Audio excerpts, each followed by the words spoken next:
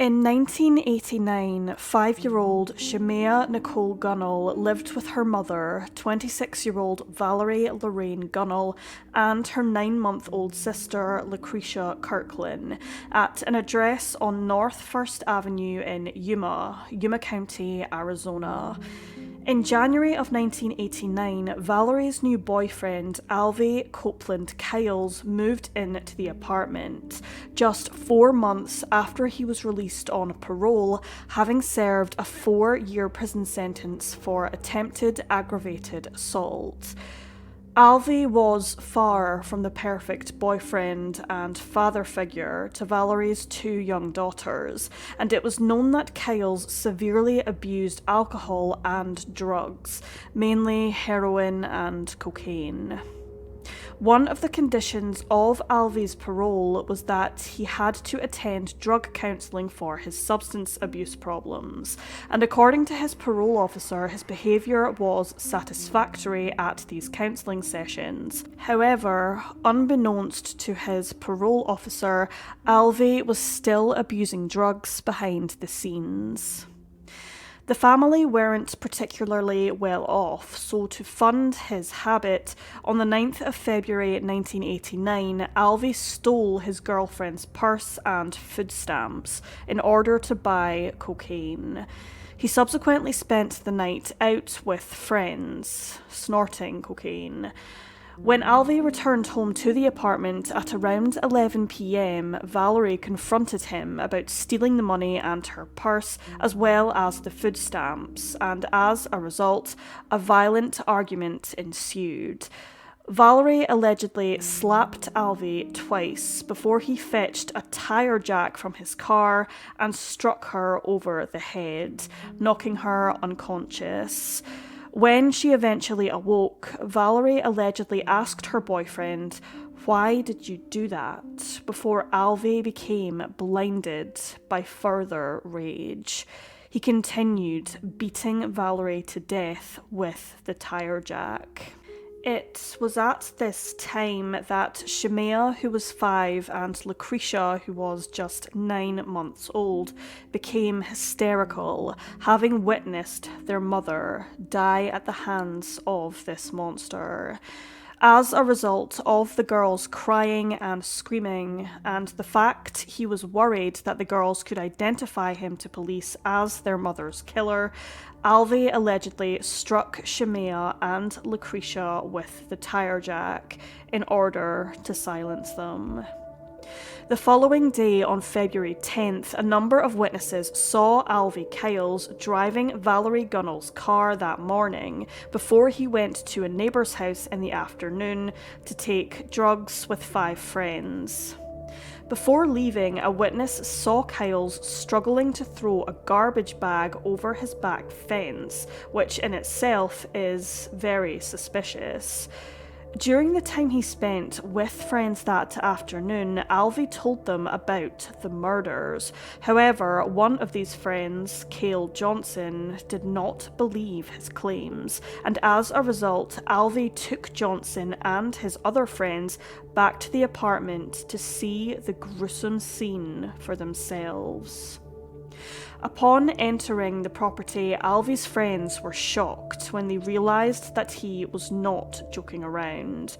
Valerie's bloody and beaten body was lying on the hallway floor, wrapped in a blanket, and whilst passing her dead body to go into the bedroom, Alvy stepped on her head. Upon Johnson's questioning the whereabouts of Valerie's 2 young daughters, Alvy admitted that he had wrapped both Shemaeah and Lucretia in plastic before disposing of their bodies down the Colorado River. Cale Johnson tried to leave the apartment following this, but he was blocked by Alvy, who subsequently hit him with a broom handle. On February 11th, police found Alvey hiding under a friend's bed after his mother reported him to authorities after he confessed his crimes to her and a number of others. A neighbour, Larry Hawkins, whom Alvey had also boasted about his crimes to, also wrote to Yuma Silent Witness regarding Alvey's confession. Police found Valerie Gunnel's body still in the apartment, lying on the hallway floor. According to some sources, the apartment appeared to be in a state of disarray, with broken eggs scattered across the floor and lamps overturned. There was blood strewn across the walls in Valerie's bedroom, indicating a struggle of some sort, and papers, clothing, and money were also all over the floor. Her bed pillow was soaked with blood, and police also found part of a car jack with blood and hair on it. 2 large pools of blood were found in the girls' bedroom, as well as blood spatters on the walls, the ceiling, the door, and the curtains. However, neither 5-year-old Shemaeah or 9-month-old Lucretia were there. Authorities did, however, find a bloodstain on a mattress, which was later confirmed to have belonged to Shemaeah. Police also found smeared blood on the bathroom floor, almost as if someone had tried to clean it, a number of bloody towels being found, and the room itself smelling of cleaning products. Blood was also found in the dining room and living room on a chair, indicating some sort of severe blood loss, and a bone fragment and blood spatters were also found there. Blood smears were also found on the apartment door handles. Just 6 days after the brutal killings, Lucretia's body was found in a canal in Morelos, Mexico. The autopsy which was carried out on the infant confirmed that she had been beaten to death. Due to the blood found in the apartment and his claims regarding killing both Valerie and her 2 daughters, it is presumed that Alvey killed Shemaeah as well. However, despite police's best efforts, her body has never been found. No Jane Doe cases in the US currently match Shemaeah's description, so she is still classed as an endangered missing person until she is either found alive or deceased. According to the medical examiner, Valerie had suffered blunt force trauma to the head, with a number of scalp and brain lacerations, as well as a number of skull fractures. She had also a broken arm, which was confirmed to be a defensive wound. Her youngest daughter, Lucretia, had also suffered blunt force trauma to the head, with a number of lacerations to the brain and skull fractures.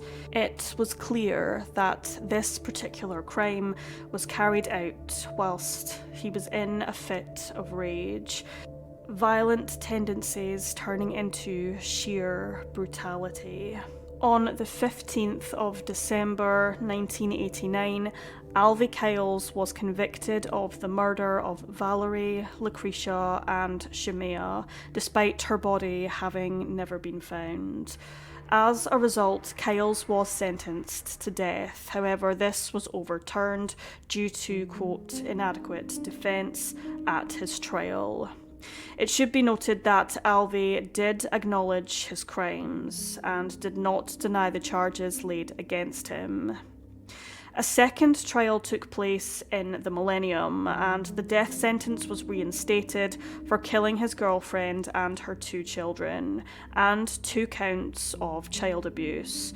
On top of that, Alvey received 2 life sentences in regards to murdering Lucretia and Shemaeah.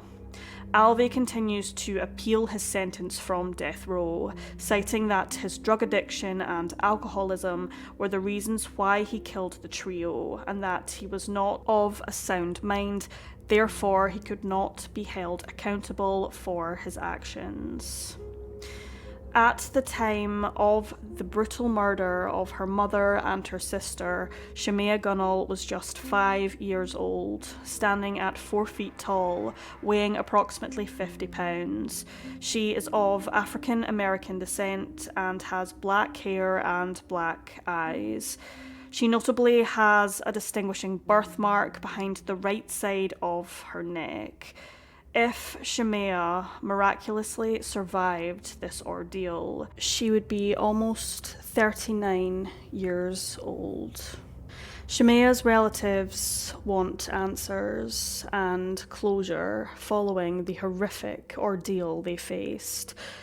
If the 5-year-old girl did indeed perish at the hands of her mother and sister's killer, her remains haven't been found.